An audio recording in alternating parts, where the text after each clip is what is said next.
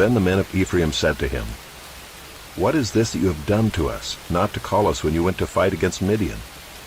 And they accused him fiercely. And he said to them, "What have I done now in comparison with you?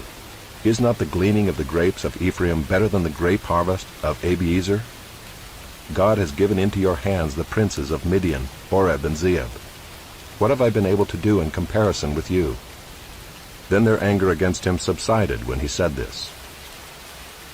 And Gideon came to the Jordan and crossed over, he and the 300 men who were with him, exhausted yet pursuing. So he said to the men of Succoth, "Please give loaves of bread to the people who follow me, for they are exhausted, and I am pursuing after Zebah and Zalmunna, the kings of Midian." And the officials of Succoth said, "Are the hands of Zebah and Zalmunna already in your hand, that we should give bread to your army?" So Gideon said, "Well then, when the Lord has given Zebah and Zalmunna into my hand, I will flail your flesh with the thorns of the wilderness and with briars." And from there he went up to Penuel, and spoke to them in the same way. And the men of Penuel answered him as the men of Succoth had answered. And he said to the men of Penuel, "When I come again in peace, I will break down this tower." Now Zebah and Zalmunna were in Karkor with their army, about 15,000 men, all who were left of all the army of the people of the east, for there had fallen 120,000 men who drew the sword. And Gideon went up by the way of the tent dwellers east of Nobah and Jogbehah, and attacked the army, for the army felt secure. And Zebah and Zalmunna fled, and he pursued them and captured the 2 kings of Midian, Zebah and Zalmunna, and he threw all the army into a panic. Then Gideon the son of Joash returned from the battle by the ascent of Heres. And he captured a young man of Succoth and questioned him. And he wrote down for him the officials and elders of Succoth, 77 men. And he came to the men of Succoth and said, "Behold Zebah and Zalmunna, about whom you taunted me, saying, Are the hands of Zebah and Zalmunna already in your hand, that we should give bread to your men who are exhausted?" And he took the elders of the city, and he took thorns of the wilderness and briars, and with them taught the men of Succoth a lesson. And he broke down the tower of Penuel, and killed the men of the city. Then he said to Zebah and Zalmunna, "Where are the men whom you killed at Tabor?" They answered, "As you are, so were they. Every one of them resembled the son of a king." And he said, "They were my brothers, the sons of my mother. As the Lord lives, if you had saved them alive, I would not kill you." So he said to Jether his firstborn, "Rise and kill them." But the young man did not draw his sword, for he was afraid, because he was still a young man. Then Zebah and Zalmunna said, "Rise yourself and fall upon us, for as the man is, so is his strength." And Gideon arose and killed Zebah and Zalmunna, and he took the crescent ornaments that were on the necks of their camels. Then the men of Israel said to Gideon, "Rule over us, you and your son and your grandson also, for you have saved us from the hand of Midian." Gideon said to them, "I will not rule over you, and my son will not rule over you. The Lord will rule over you." And Gideon said to them, "Let me make a request of you. Every one of you give me the earrings from his spoil." For they had golden earrings because they were Ishmaelites. And they answered, "We will willingly give them." And they spread a cloak, and every man threw in it the earrings of his spoil. And the weight of the golden earrings that he requested was 1,700 shekels of gold, besides the crescent ornaments and the pendants and the purple garments worn by the kings of Midian, and besides the collars that were around the necks of their camels. And Gideon made an ephod of it, and put it in his city, in Ophrah. And all Israel whored after it there, and it became a snare to Gideon and to his family. So Midian was subdued before the people of Israel, and they raised their heads no more. And the land had rest 40 years in the days of Gideon. Jerubbaal the son of Joash went and lived in his own house. Now Gideon had 70 sons, his own offspring, for he had many wives. And his concubine who was in Shechem also bore him a son, and he called his name Abimelech. And Gideon the son of Joash died in a good old age, and was buried in the tomb of Joash his father, at Ophrah of the Abiezrites. As soon as Gideon died, the people of Israel turned again and whored after the Baals, and made Baal-berith their god. And the people of Israel did not remember the Lord their God, who had delivered them from the hand of all their enemies on every side. And they did not show steadfast love to the family of Jerubbaal, that is Gideon, in return for all the good that he had done to Israel. Now Abimelech the son of Jerubbaal went to Shechem to his mother's relatives, and said to them and to the whole clan of his mother's family, Say in the ears of all the leaders of Shechem, Which is better for you, that all 70 of the sons of Jerubbaal rule over you, or that one rule over you? Remember also that I am your bone and your flesh. And his mother's relatives spoke all these words on his behalf in the ears of all the leaders of Shechem. And their hearts inclined to follow Abimelech, for they said, He is our brother. And they gave him 70 pieces of silver out of the house of Baal-berith, with which Abimelech hired worthless and reckless fellows, who followed him. And he went to his father's house at Ophrah, and killed his brothers the sons of Jerubbaal, 70 men on one stone.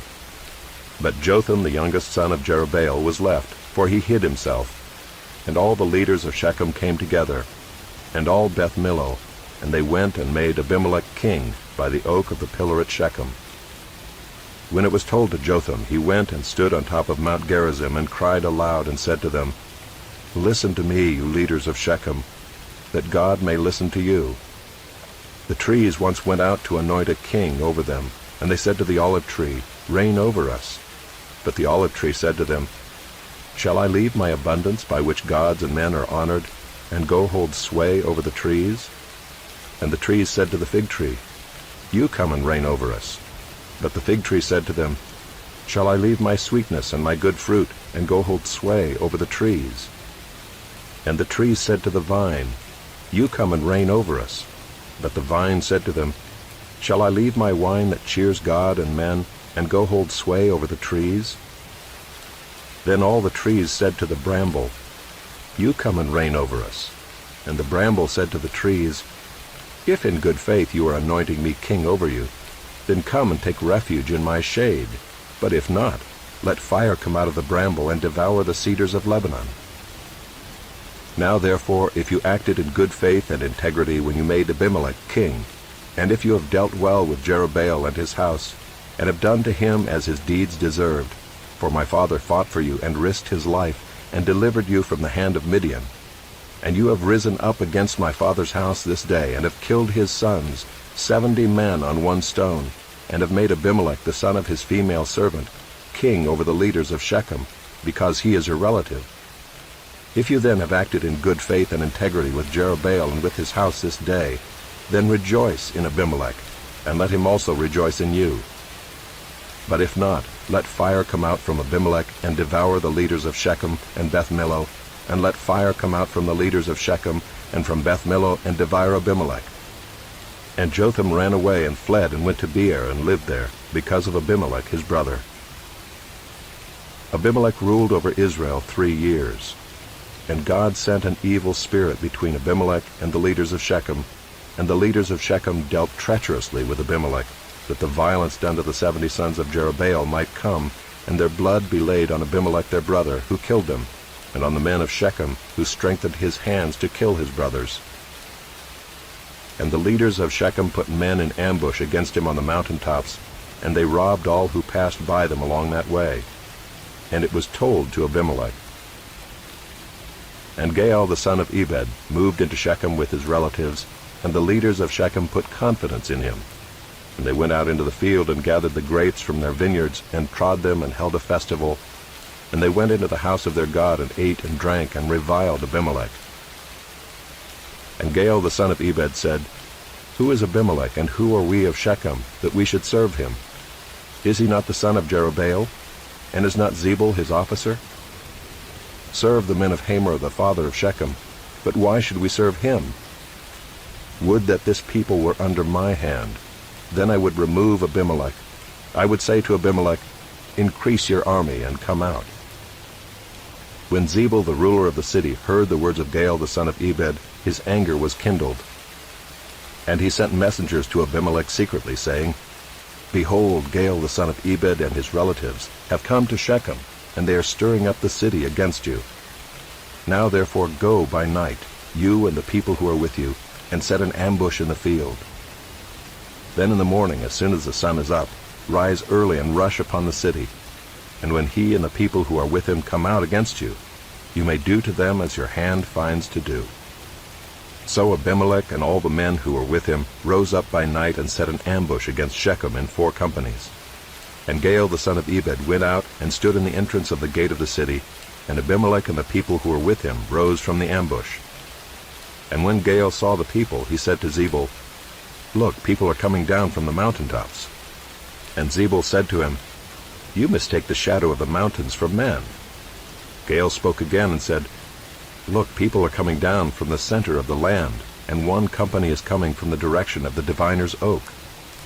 Then Zebul said to him, "Where is your mouth now, you who said, 'Who is Abimelech, that we should serve him?' Are not these the people whom you despised? Go out now and fight with them." And Gaal went out at the head of the leaders of Shechem and fought with Abimelech. And Abimelech chased him, and he fled before him. And many fell wounded up to the entrance of the gate. And Abimelech lived at Arumah, and Zebul drove out Gaal and his relatives, so that they could not dwell at Shechem. On the following day the people went out into the field, and Abimelech was told. He took his people and divided them into 3 companies, and set an ambush in the fields. And he looked and saw the people coming out of the city, so he rose against them and killed them. Abimelech and the company that was with him rushed forward and stood at the entrance of the gate of the city, while the 2 companies rushed upon all who were in the field and killed them.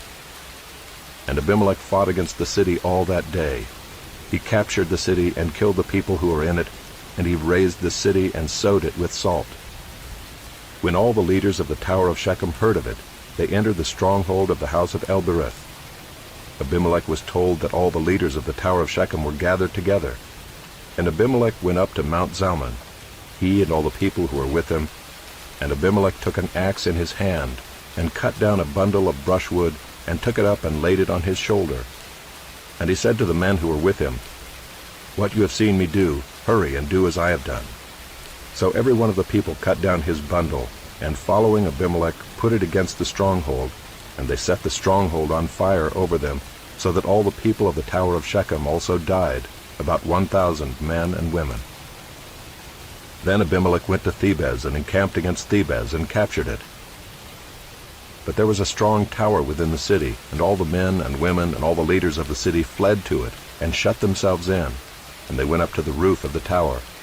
And Abimelech came to the tower and fought against it, and drew near to the door of the tower to burn it with fire. And a certain woman threw an upper millstone on Abimelech's head and crushed his skull. Then he called quickly to the young man, his armor-bearer, and said to him, "Draw your sword and kill me, lest they say of me, 'A woman killed him.'" And his young man thrust him through, and he died. And when the men of Israel saw that Abimelech was dead, every one departed to his home. Thus God returned the evil of Abimelech, which he committed against his father in killing his 70 brothers. And God also made all the evil of the men of Shechem return on their heads, and upon them came the curse of Jotham the son of Jerubbaal.